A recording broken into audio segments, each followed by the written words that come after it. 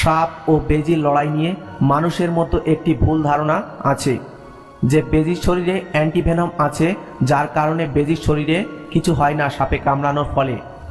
গবেষকরা অন্য কিছু বলছে।